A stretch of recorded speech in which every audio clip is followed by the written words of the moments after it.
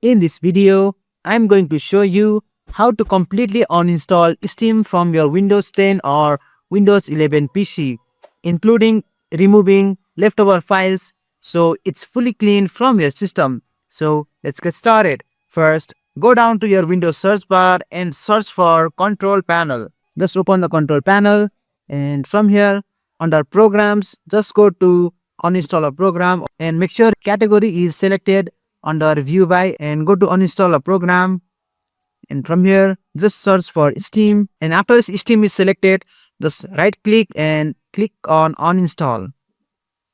Confirm yes when prompted, and this will be the location that it is uninstalling from, and just click on uninstall, and after the uninstallation is complete, just click on close.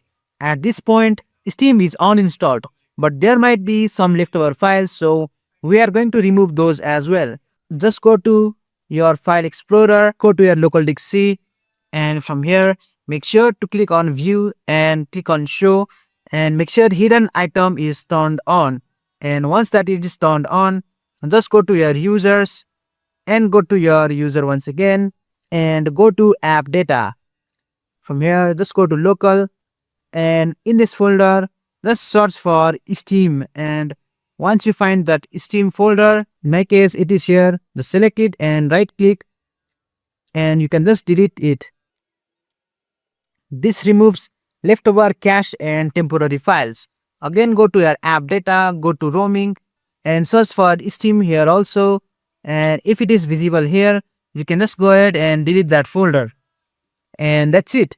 You have now completely uninstalled Steam from your Windows PC, including all leftover files. If you found this video helpful, make sure to like the video and subscribe to GuideRealm for more tech tutorials.